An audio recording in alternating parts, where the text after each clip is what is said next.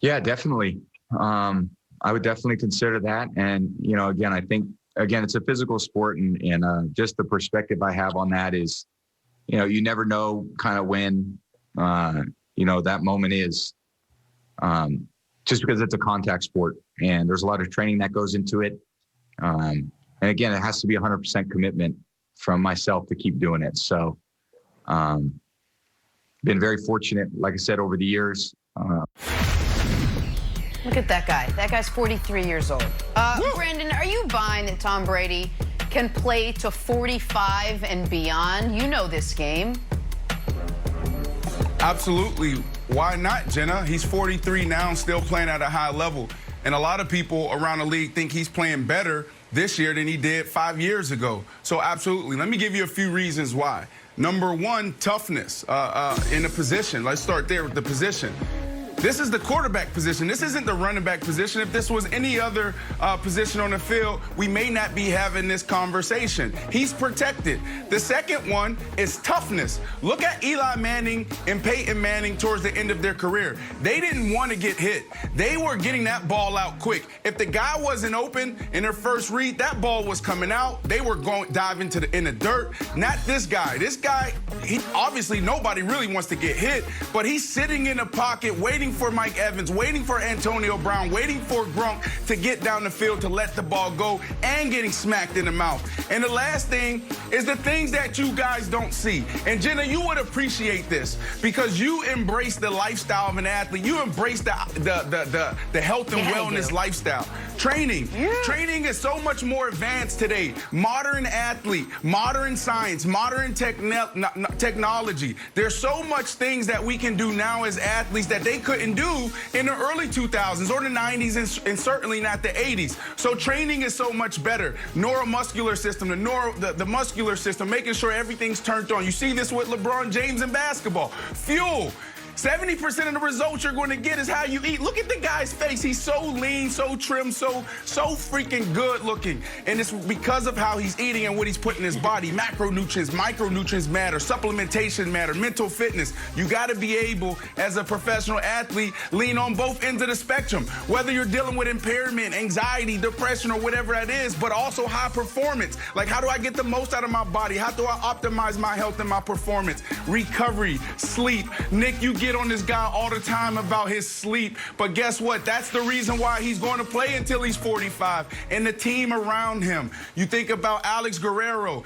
Guys like that have a team that helps them get to the next level, and he's on a mission. The last thing I would say here is the TB12 method. That's a business for him. He is trying to define what the modern athlete looks like and how we can push things forward. This is business for Tom Brady. If he plays till 45, the TB12 method will be everywhere.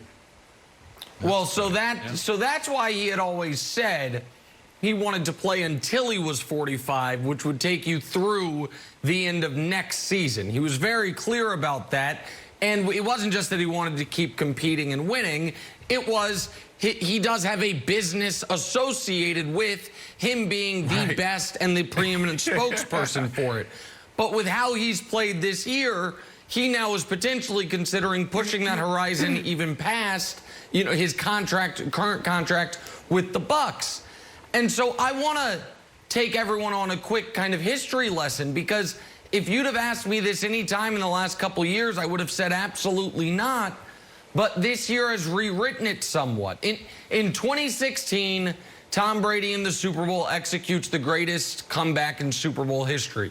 In 2017, he wins league MVP and throws for 500 yards in the Super Bowl, but his defense couldn't get a stop. They lose 41-33, if I remember correctly. And then the steep decline began. 2018, his touchdowns, yards, completion percentage rating were down from the previous year, and he was bad in the playoffs. 2019, his touchdown, yards, completion percentage, and rating were even further down from the previous year. It was going like this, and he was one and done in the playoffs for the first time in forever.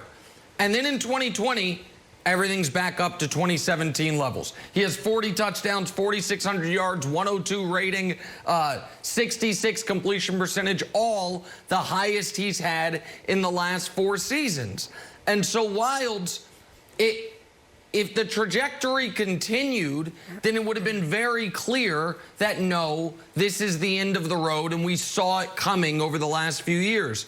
But the fact that he jacked it back up this year, even if he hasn't played great in the postseason, I don't think most people would say he's played great in the postseason, it certainly has extended the runway for him of how long, realistically, he can keep going. Yeah. So, Brandon, I think you made a good point when you say, like, his professional and his personal and his business interests are all intersecting. Like, we know that his passion is health and wellness and that he can be, like, the ultimate spokesperson. So the question I have for you is this. There was also talk about him sort of not having, like, the arm strength in New England, that he just, like, the eye test wasn't there. And like Nick said, all the stats were all awry. Do you see, and I'm just a regular old layperson here, but to me, it looks like he has more sort of, lollipop would be a negative term, but more like nuance on the ball, more touch on the ball, like the ball's coming in a higher trajectory that maybe allows him to extend his career longer than just like throwing the ball like Josh Allen, for example.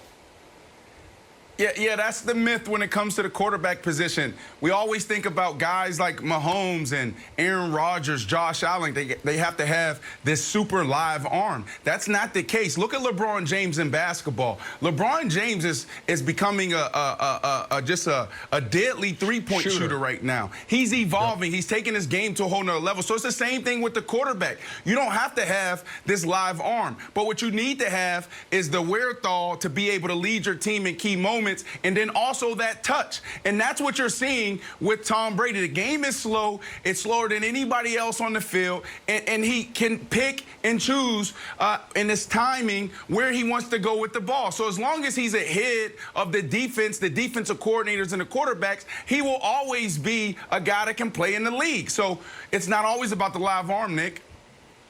I also think, Brandon, there is... And Wilds and I think, talked about this off the air about a month ago. But he is very strategic, I think. You mentioned he's willing to stand in the pocket. But I think he is smartly strategic about this. And you mentioned LeBron. I think it's similar to LeBron in years past deciding when he is and isn't going to go all out on defense, or when he is and isn't going to go all out for every loose ball in order to not only preserve injury or preserve energy, but prevent injury. I think early in the year, it was fair to say it looked like Tom Brady was going to do anything to avoid getting hit. But over the last few weeks of the season, and certainly in the postseason, he has been more willing to stand in the pocket and take hits.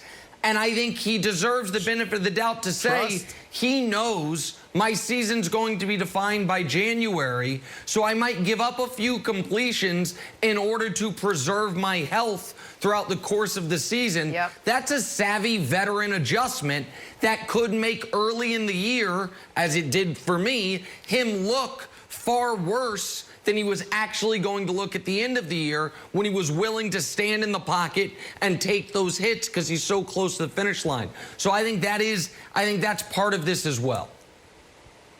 Yeah, and also, Jenna, really quickly, trust as well. This is a new team for him. Those offensive linemen, will they pick up the guys that they're supposed to? Their running back, can you pick up the will, the nickel, the safety that's coming on the blitz? Do you have my blind side? So the deeper they got into the season, the more trust he had with those guys, and the more he was willing to stand in the pocket. And if there's anyone that